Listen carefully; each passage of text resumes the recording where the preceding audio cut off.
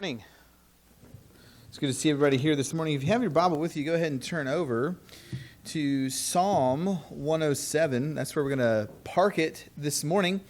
My name is Dean Meadows. I'm the campus minister at the Blacksburg Church of Christ in Blacksburg, Virginia. Been doing that for 5 years. I've been here this weekend talking a little bit about how you and I can know that God exists. This week we've talked about just the way we should have conversations with people. We've also looked at the existence of God from the origin of the universe, the existence of God via the existence of objective moral values and duties. We had a little Q&A session, and we talked about the reliability of the New Testament. And this morning we talked about the resurrection. So here to kind of wrap up this week, what I want to do is I want you to focus your mind on Psalm 107. We're not going anywhere else outside of the first three verses of Psalm 107. All right? And I want to start off. Is this on? It's not on? You did? Is it me? Okay, there we go. I want to start off with a little story for you. How many of you have ever played golf before? Who played golf in a golf cart? All right, a couple of you walked. This guy. So when I was, my family is big on golf. For whatever reason, we got started when we were knee-high to a grasshopper, as my grandfather used to say. And anytime my dad had a local tournament, we'd go and we'd watch him. And at this one tournament, Dad got done. We went. We gave him a big hug, and we said, "Hey, Dad, can you take us on our ride in the golf cart?" And he said, "No, you can't go in the golf cart. I got to go turn my score in." And so me and my twin brother Dustin, were hanging around the practice putting green. And as we're hanging around the practice putting green, I look over to the right, and there in the distance near the first hole, now the first hole goes down a hill, up a hill, and then there's kind of some trees guarding the green, and the green sits up on a plateau. You can see the green from the top tee box. I looked over by the first hole, and there I saw it, a golf cart. Y'all know where this is going, don't you? Yeah, you do. I was about 5 years old, and my dad said, "Don't go mess with the golf cart." Nah. So I went over, and I sat in the chair, the chair, the driver's seat of the golf cart. I put my hands on the steering wheel. I'm like, man, I wonder what this thing can do. And you know kind of how kids are. Curiosity killed the cat, right? And so what happened was, at 5 years old, I touched the gas, and the brake released, and the cart started rolling downhill, and I freaked out. And I started yelling. And the problem with hole number one is, right before the ladies' tee, there's this small creek that runs through the ladies' tee. And so I am careening towards the creek, thinking at 5-year-old, my life is going to end at 5.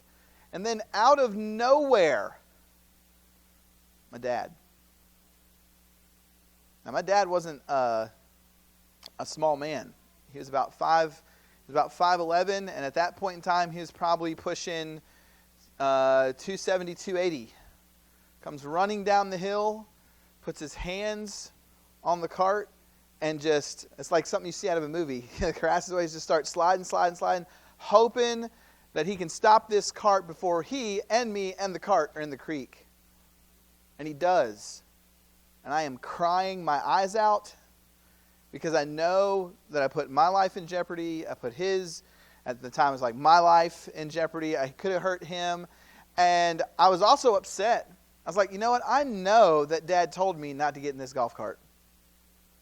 But I just had to get in the golf cart. There was something within me that said, just disobey Dad, go in the golf cart, see what happens. Not a good idea. And I expected, my dad is old school, right? My dad was the son of a logger, which means if you don't do what Dad says, there's this thing called a belt back in the day they used to use, right? And he would put it on you. And I thought that my dad was going to take his belt off in front of about 200 people and wear me out. And he'd have been justified in doing it, to be honest.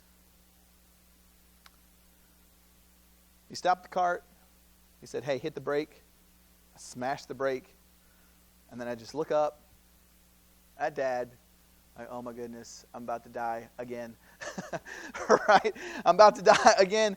And he looks down at me and he goes, are you okay?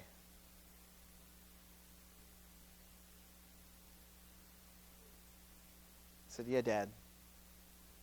I'm all right. And he picked me up, held me, walked me all the way back to the clubhouse. Mom came running out. What happened?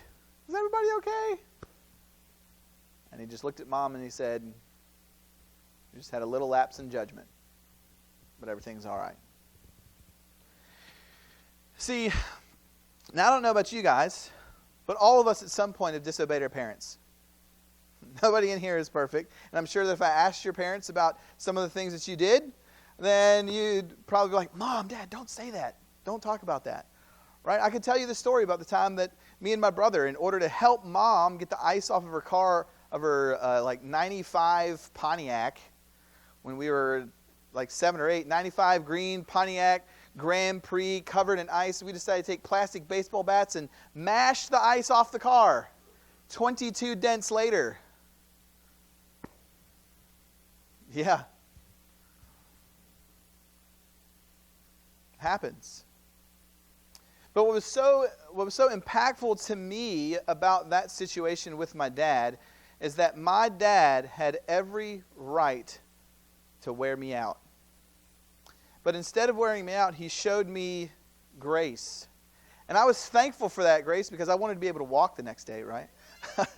But also because it showed something to me about my dad that I still remember to this day, that even in the moments when I fail him, and that he might even be disappointed, that he shows me and showed me grace. And in Psalm 107, and all of us can relate to that, all of us at some point in some time have disappointed people, and all of us in our life, when we know that we have failed, desire for people to show us grace, mercy, and forgiveness. And we desire that from God as well. We need that from God. We want that from God. And God desires to show us His mercy and His grace in the moments that we fail. But sometimes we get it twisted in our mind that somehow if I fail enough that God just won't ever love me again. And so we get paralysis by analysis in our spiritual walk with God. We don't grow closer to God because we say things to ourselves like, well, I'm just going to screw up anyway, or I'm just a screw up anyway. So why try?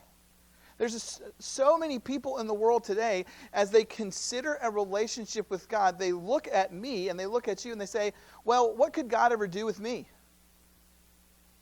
I mean, you don't know what I've done. You don't know how I've lived. You haven't seen the things and been around the things and been around the people that I've been around or done the things that I've done. Therefore, why are you talking to me?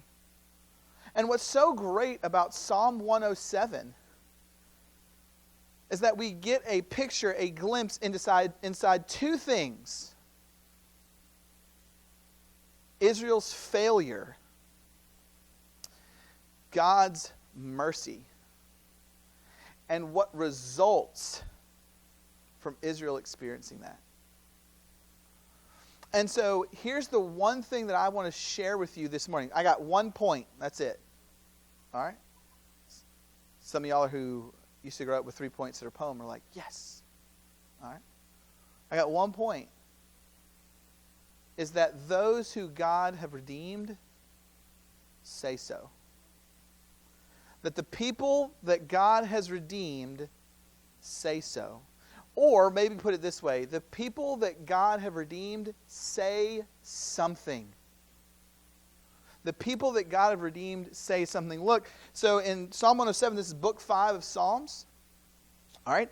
And what the psalmist is going to do in Psalm 107 is he's going to move through a history of Israel, both in the time that they were in Egypt and the time that they wandered into the wilderness, and all of the good and the bad and the ugly that took place. But we're going to focus on the first 3 verses because it gives us a picture of who God is and who I am in light of His redemption of my soul. And it causes me and it draws me to action. Okay, so in Psalm 107 verse 1, It says, "Oh, give thanks to the Lord, for he is good. His steadfast love endures forever." Look at the descriptors there about the Lord. Specifically, give thanks to the Lord for what? He is good. God's nature, God's essence, God in and of himself does not have goodness. He is good. The gospel writer John said, it's not like God goes to the grocery store and is like, "Hey, let me pull some love off the shelf and put it into my basket." No, he is that thing. So when we look into the world and we say, what is the epicenter of love? If I want to know what love looks like, the psalmist says it's God. The psalmist says, if you want to know what it means to be good, it's God. For he is good. His steadfast love, right? What does it mean to be steadfast? It's a word that is concrete. It's anchored. It's unmoving. It's unshifting. It doesn't move on the basis of who you are or what you do. We don't live in a world like that, do we? We live in a world where love does shift. The very definition of love shifts. Right? We live in a world where where love is, even if it's not a sexual thing, that love is a transaction. If you do for me, I will love you. If you don't do for me, I will not love you. And therefore, when I don't love you, now you have to earn my love. And that's why relationships break apart. And that's why friendships are torn apart. And that's why churches are torn apart. It's because people say, hey, I want to be like God. I want to love the way God loves. Well, if you're going to love the way God loves, then your love for people has to be steadfast. It can't be wishy-washy. Think about, anybody here ever watch some of those like daytime court TV shows? Anybody ever done that? It's okay. You don't have to admit it here in church. It's all right. Some of y'all do. All right. Okay. I've watched them before, and the vast majority of them are people that are talking about relationships. And why these relationships broke down? Well, because he doesn't love me anymore. Well, she doesn't love me anymore. Well, what happened? Somebody did something wrong. And nobody was willing to show mercy and grace. And so now love becomes transactional. Right? And you think about the way the world operates today. I can tell you from a college campus standpoint, love is just something that's in the ether. Love is just out there. It's nebulous. It's whatever you want it to be. We hear things like, you do what you want to do, I'll do what I want to do, but we're both good. Until we're not. And then once we're not, then it's a matter of, well, now you have to earn my love again. Notice the description of God. God's love is steadfast. It is unshifting. It is unwavering. It will not be moved by you. Think about that for a second. God's nature in being love cannot be moved by anything you say or anything that you do. It can't. If he is love, then you can't change his steadfast love for you. Now, you can reject it, and you can walk away from it, but that doesn't change God's nature just because you walk away from him. And isn't that what Israel did, though? What happened when Israel was released from the bondage of captivity in Egypt? They got into the wilderness. Moses goes up to the mountain, and when Moses comes back down to the mountain, what are they doing? They're all praising Jehovah in the right way that God wants. No, they're building a golden calf. And over and over and over again, we see Israel be muddy and messy and murky and disobedient. Yet over and over again, God comes back to Israel and says, if you will follow me, I will bless you. Now, why does he do that? Because he loves them. And he says, praise the Lord, for his love is steadfast. It endures for how long? Until somebody makes me mad? No, it says his love endures for forever. Let me ask you a question real quick. As Christians, what I noticed real quick, what I love about your building, I said this this morning in class, what I love about your building is the welcome board back there.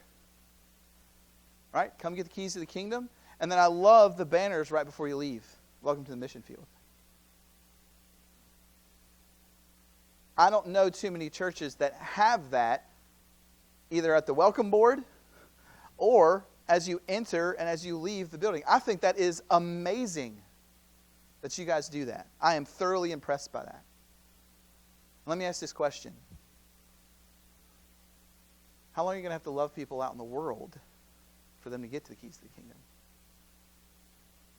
How steadfast you're going to have to be and committed you're going to have to be to continue to go back and continue to go back and continue to go back so that people might see this steadfast, long-enduring love of Jesus in your life. And the only way that that can happen is by two things: your actions and your words.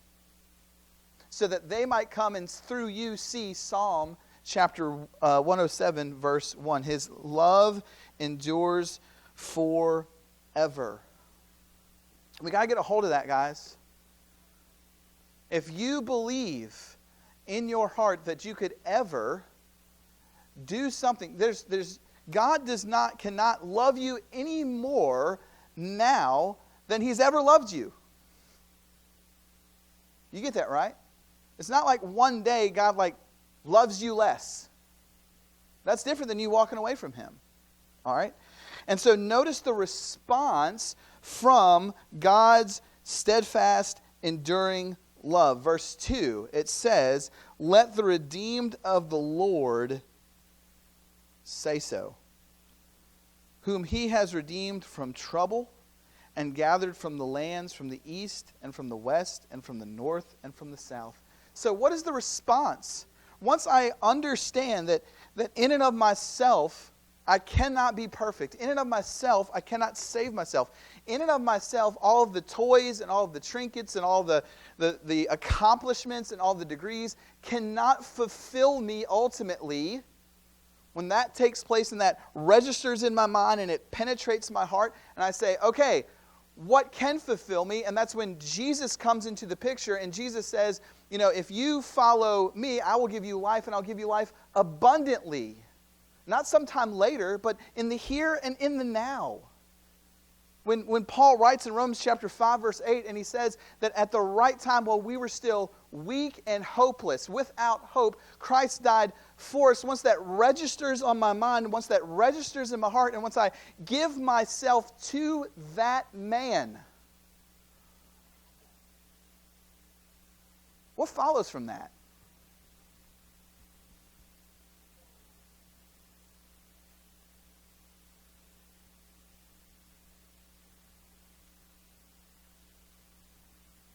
According to Psalm 107, verse 2, it says that those who are redeemed say so. They say something. Let me ask you a question. If you read the book of Acts, do we ever find a scenario where an opportunity is given to those who have been redeemed to say something and they not say it? You can search through Acts chapter by chapter, verse by verse, line by line, and every single time an opportunity presents itself for the people of God who have been redeemed to say something, it's not like they get into the room. It's not like Paul stood before Agrippa and Agrippa asked him the question, "Paul, do you want me to be a Christian?" And Paul goes, "I'll be silent on this one." Paul emphatically, chained, arrested, in front of King Agrippa goes, "I want all of you to be like me, lest these chains." Or think about in Philippians chapter 1, as Paul talks about what happened to him being arrested, has been to the advancement of the gospel, so that the entire Praetorian Guard now has heard the gospel of King Jesus. Could you imagine being one of those guards? Could you imagine having Paul on house arrest, and the only thing that you hear while you're on rotation guarding Paul is this gospel of Jesus Christ? I mean, that would get annoying for a Roman guard. Be like, "Who you got today?" I got Paul. you imagine Paul's mindset, right? The guy, I can just see it right now. The Roman guard comes to Paul, stop talking about the gospel. To live is Christ, to die is gain. We're going to whip you. Okay, 39 less 1. Right? To live is Christ, to die is gain. Between the two, I am torn. Brothers and sisters, where's that mindset in the church in the 21st century? I'm not asking you to die for him. I'm asking for us collectively to live for him and to say something to someone. Raise your hand if you know somebody that's not a Christian. Okay, put your hand down.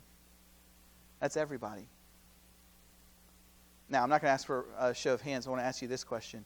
When was the last time you said something to him about the gospel? Have you been redeemed? Has your sin been washed away? Have you experienced the steadfast and enduring love of the Lord consistently throughout your life from the time that you were baptized to now? Have you experienced that? The question is, here's the point. You can't ponder the goodness and grace of God and then not say something. It's impossible. It's impossible to do. And if I've pondered the grace and the mercy of God, and I've experienced His presence in His salvation of my soul,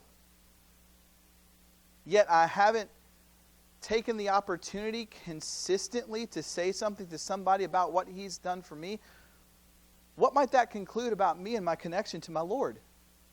I'm just going to let that hang there.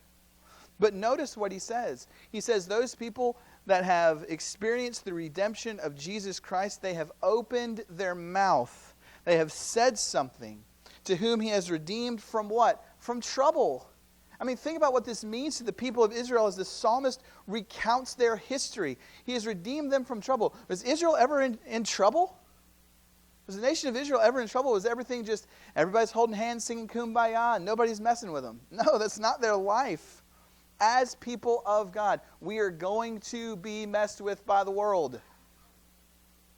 Why? Because we don't look like the world. We don't act like the world. We don't talk like the world. We claim things that the world finds offensive, like Jesus is the way, the truth, and the life, and nobody comes to the Father except through Him. That's controversial. But it's true. And notice what he says. There's going to be a collective gathering of people. He says here, and he gathered in from the lands, from the east, from the west, from the north, and from the south.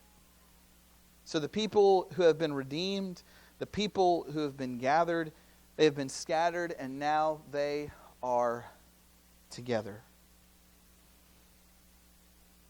And so we see scattered people gathered together once again by grace. You know, as I look in the audience, I can imagine that not every single person in here grew up with every single person in here. I know that's shocking, right? I'm not telling you anything that you don't know. But do we understand how unique the church actually is? That people from different backgrounds, from different nationalities, from different languages, from different economic statuses, jobs, families, we all come together on Sunday. Not because we have everything in common, but because we have one thing in common. That we have been redeemed. And that's the uniqueness of the church. That all of us are blood relatives by the sacrifice of Jesus Christ, by the resurrection and the empty tomb. And so, notice in I'm going to go outside verse 3. All right, so give me some grace here. Because verse 43 is amazing. Notice what it says in verse 43. It's a bookend to the chapter. Whoever is wise, let him attend to these things. let him consider the steadfast love of the Lord. How did the chapter start? With the steadfast love of the Lord. How does the chapter end? With the steadfast love of the Lord. What does it mean to be wise? It means what wisdom is biblically is the ability to take earthly situations and view them through a heavenly lens. It means when I'm put in a particular situation or circumstance, the question is not, what do I want to do? The question is, what would God have me do in this situation to glorify Him? And if we're redeemed, the wisdom of God says that you and I who are redeemed need to say something. So this is what I'm going to challenge you with. And I'm allowed to challenge you with this because if you don't like me, you'll just never invite me back, and that's okay. All right? This week, not 2 weeks from now, not 3 weeks from now, not 3 months from now, not at the time of the next evangelism seminar. This week, say something. Say something to someone about what God has done in your life. And you'd never know what that might spark. In Acts chapter 17, when we looked at it the other day, Paul gives us this sermon about how God doesn't need temples or things made with man's hands, but in the last day He'll call everybody to give an account. And there's 3 responses that take place in Acts chapter 17 at the Areopagus. Some people mocked, some people said we want to hear more, and some people believed. And I'm convinced that we spend far too much worrying about the first one, being mocked, than the other 2. People believing and people wanting to hear more. 2 out of those 3 answers are positive answers. And so I'm asking you, as a stranger in a strange land, maybe even a strange country called Texas, I'm asking you to bypass the mocking for the benefit of the soul and the people that want to hear more. And you never know what God will do. I'll share you this story and then we'll wrap it up. Last year, November of 23 into 24, a young man came walking into church. He talked to the preacher. He came down to me. His name was Brayden. And for those of you who've been here this weekend, you know about Brayden. And the preacher said, hey, there's this young man here. He wants to talk to you. So I said, hey, Brayden, how you doing? Where are you from? I said, yeah, I'm here as a Virginia Tech student. I'm a senior. Or no, he's a junior. I'm a junior. And I grew up an atheist, and I'm trying to figure life out. I'd like to talk to you. Okay, that was easy. For the next year, every single Tuesday, Brayden and I met at a coffee shop just to talk. And he asked some difficult questions. But we talked, and we talked, and we talked, and we talked, and we talked, and we talked, and we talked. And it seemed like we were endlessly talking. And at one point, I just put my hands in my face and said, I don't know what's going to happen. And a mentor of mine came to me and said, it's not your job to know what's going to happen. It's your job to keep talking. And so, in January of 2024, Brayden gave me a call. He goes, hey, I'm ready. I'm like, ready to talk? He's like, no, I'm ready to be a Christian. And so, some of y'all saw the picture from the other day. I baptized him in a river in January. Cold, like legs numb. I was like, it's cool that I can get in the water. I've got to be able to get out. So let's make this quick. And then from that, his girlfriend, who's a little bit different than Brayden. Brayden's was an analytical atheist. She was more spiritual but not religious. She said, hey, I want to talk. And we talk, and we talk, and we talk, and we talk. And in May, right before her graduation, she became a Christian. This November, I'm marrying them as a Christian couple. All because even in the difficult season of talking, there was one person that came to me and says, hey, continue to talk. Continue to say something. And that's what I would encourage you to do. And so, listen, I'm not saying just because you keep talking, 100% of the people that you're going to talk to are going to become Christians. Jesus didn't convert 100% of the people he talked to. But here's the other thing that I want to mention to you. As you go this week and you talk, I want you to say this prayer consistently and watch what God does. Very simple prayer. Prayer I say at the beginning of every year at Virginia Tech. Lord, send me one. Just give me one. Send me one person. I said that prayer 2 weeks ago because we're about to start the semester. I've already got 2 students returning that want to have a Bible study. Lord answers prayers. When the redeemed of Him, when we've been redeemed by Him, we're willing to say something. So, point of the lesson, say something.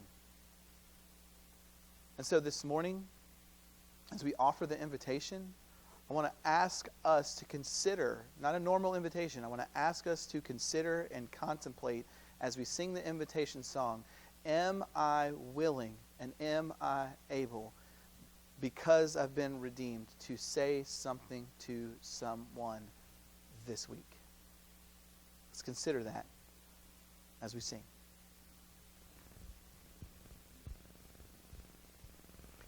On bended knee.